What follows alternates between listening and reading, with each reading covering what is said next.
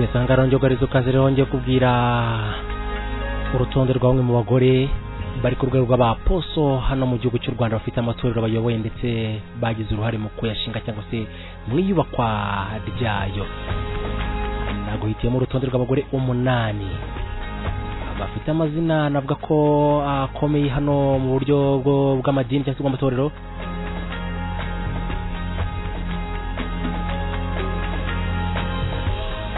Amazina amwe bakozi rero b'Imana b'abadamu bafite izina ry'abapotre cyangwa aposo ndetse bakaba rero bafite n'amatorero akomeye hano mu Rwanda bahagarariye.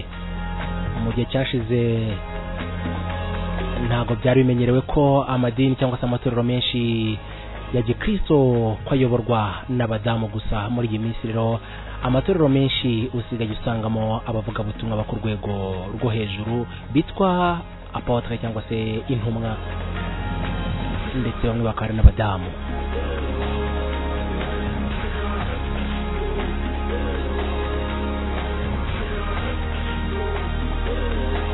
Muri iyi nkuru rero tugiye kwibanda cyane ku rutonde rw'abagore bitwa apotre cyangwa se aposo ndetse n'amazina y'amatorero yabo bayoboye cyangwa se bahagararira mu gihugu cy'u Rwanda.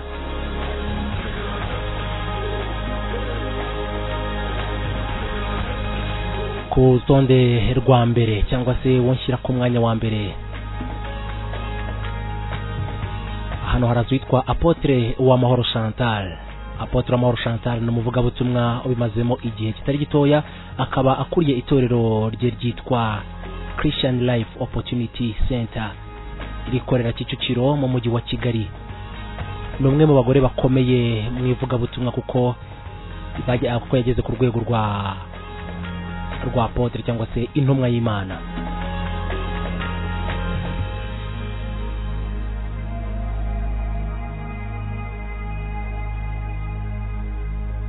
Ku mwanya wa kabiri ndakubwira uwitwa apotre Mukamurindwa Annonciata. Niwe mushumba w'itorero rikorera ku Kicukiro mu mujyi wa Kigali irizwi nka Dorcas International Ministries. Uyu nawe numwe mu bari ku rwego rw'intumwa z'Imana apotre.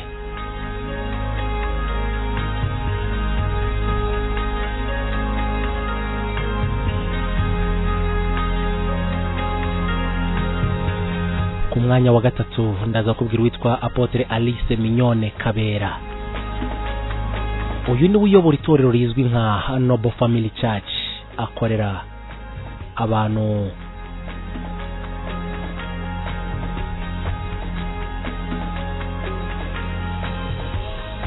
uyu ni rero uyoboye itorero rizwi ku izina rya Noble Family Church, arikorera abantu bamumenyereye cyane muri Woman Foundation Ministries, umuryango wa Gikristo wimakaza ibikorwa by'urukundo n'iterambere by'umwuka n'iby'ubuzima busanzwe, by'umwihariko ku bari n'abategarugori. Uyu mugore amaze igihe kirekire ari intumwa y'Imana.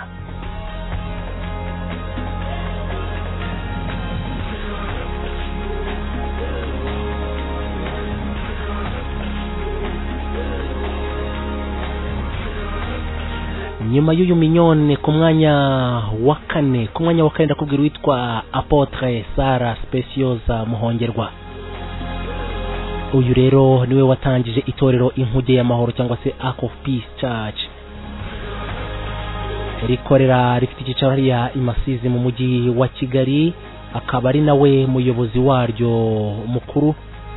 Uyu nawe ni umwe mu bagore babashije kuba ibikomerezwa hano mu Rwanda mu vugabutumwa, akabasha kugera ku rwego rw'intumwa y'Imana apotre.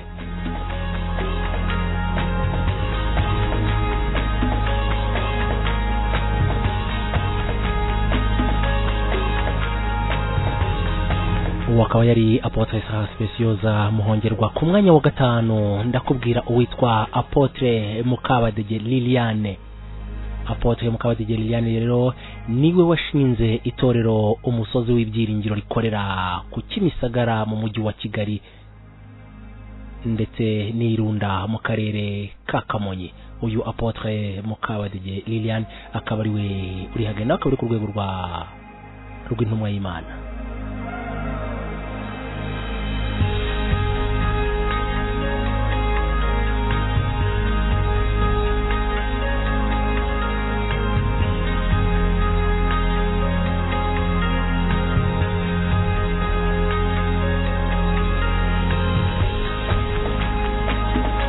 mwanya wa gatandatu ndakubwira witwa Apotre Jean Karamira.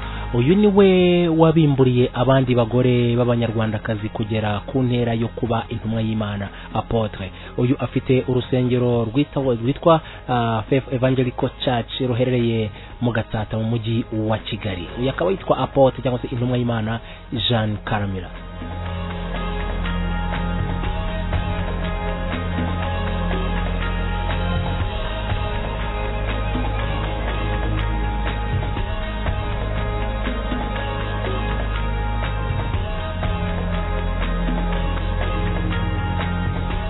Ku mwanya wa karindwi ndakubwira witwa Apotre Claire Mukamusoni. Apotre Claire Mukamusoni uyu rero yahoze ari umuyoboke w'itoro rya ADPR, nyuma aza kurivamo ashinga irye rikorera i Nyamirambo mu mujyi wa Kigali, rikaba ryitwa Bethel Revival Church International.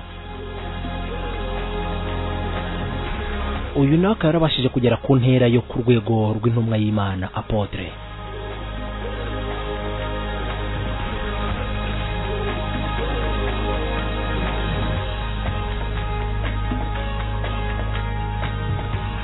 mwanya wa munani ndakubwira uwitwa Apotre Margaret Abatoni. Margaret Abatoni rero niwe watangije itorero Umugeni wa Kristo mu Rwanda, ndetse akaba ari nawe muyobozi waryo.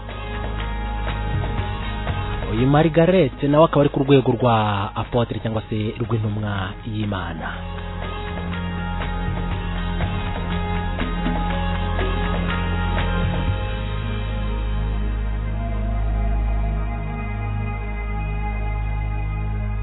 Ngoko rero abo rero cyangwa se ayo niyo mazina twabashe kubategura mu buryo bwihuse. Dukwiye nkora urutonde rero nkaba nari nifashishije uburyo bwihuse kandi bworoshye mu guhita mbona amakuru.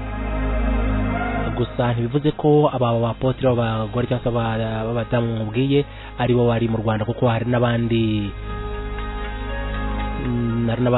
batandukanye nabo nzagenda nkubwira mu gihe kiri imbere. Ayi munsi nkaba negereje amazina cyangwa se urutonde rw'abantu 8. Aba n'abadamu munatabura kuba ko ari mu badamu bafite amazina akomeye hano mu Rwanda mu buryo bw'ivuga butumwa, bakaba bari ku rwego rw'Abapotre cyangwa se intumwa y'Imana, intumwa z'Imana.